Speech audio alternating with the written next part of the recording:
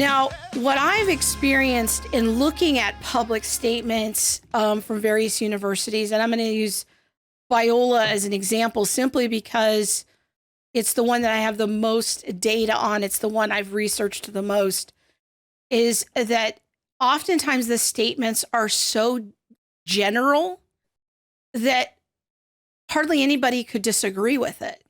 Like Biola's statement on unity and diversity is a very fine statement.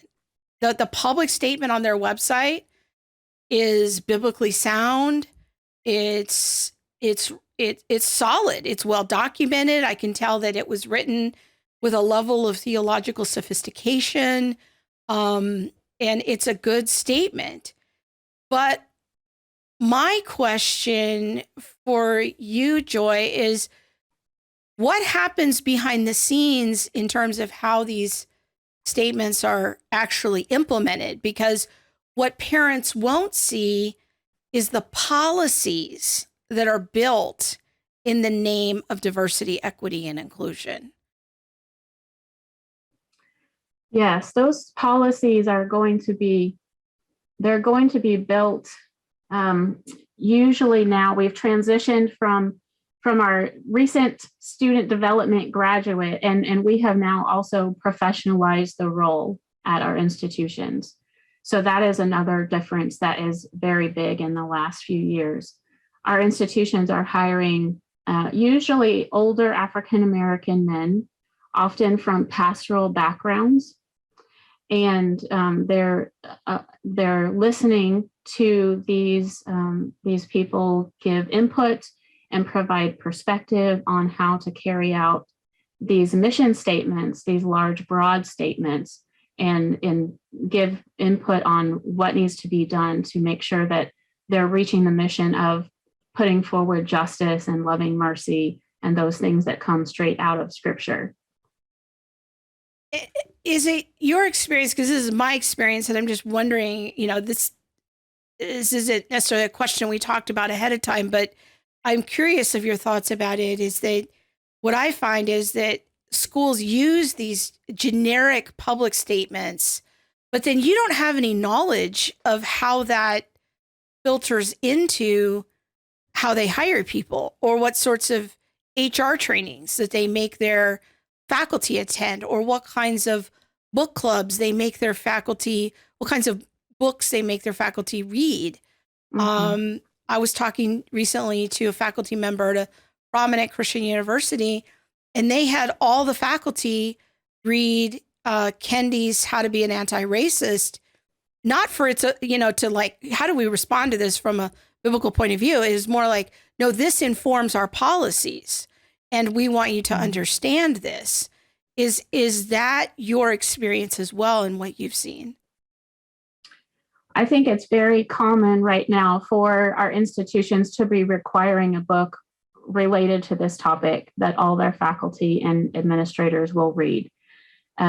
There tends to be cycles in Christian higher education about things that are very important. In the early 2000s, we all read in every training for multiple years about worldviews. And so we read James Sire and we read Mark Cosgrove and those authors on worldviews. And right now, the required book of the year is often something related to diversity or expansion of perspective and different cultures and how we can come to the table in conversations, those kinds of things. That's what we're all reading right now. Interesting.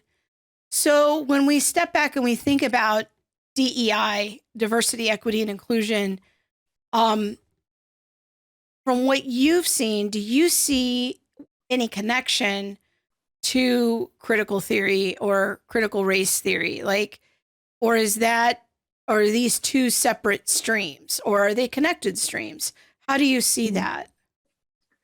Certainly CRT is one social science framework built out of Marxist thinking. And what I see as institutions downplaying that and saying, it's just one social science framework. It doesn't cover everything, and it doesn't mean that we need to throw it all out. It's just one framework, one way of looking at the world. DEI being the overarching terminology of trying to address the community needs and the issues that exist.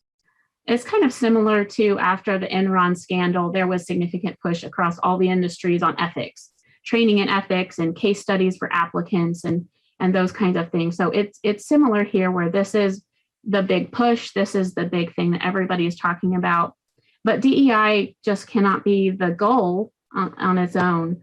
Dr. John Swinton from the University of Aberdeen says that inclusion is a forced coming together. And if that's what we're trying to do as Christians, it's not enough. We need to create that place of belonging, and that can't happen without love, because love prompts us to see the changes that are necessary to help others belong with us.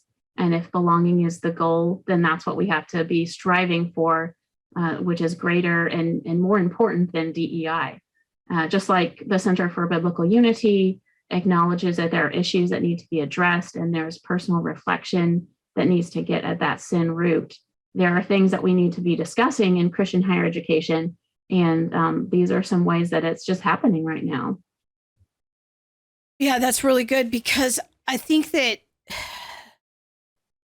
what I think I see is that critical theory kind of, I know that people feel like it's brand new because most normal people have never heard of it until like a year and a half ago. But it's really a framework that's been around for a few decades. And, you know, maybe the late 80s would be the formal start of it with Kimberly Crenshaw and that sort of thing, preceded by critical legal studies in the late 70s.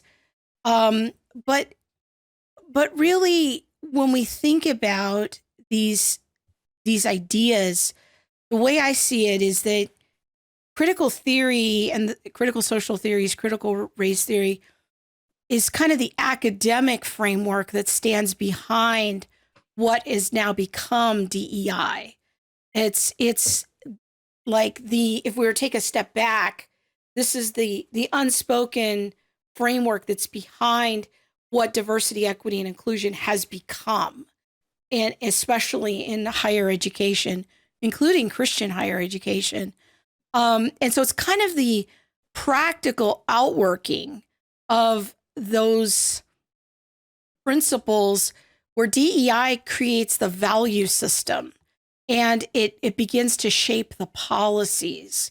I'm wondering what your thoughts are about that. Like, am I on the right track there with how those two ideas are connected? I think so.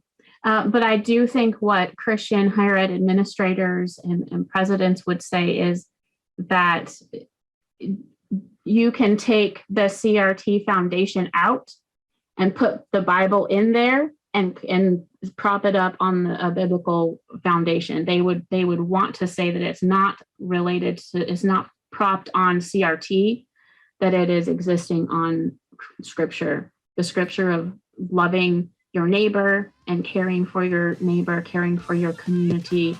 These are the things that are value driven and mission central for these institutions.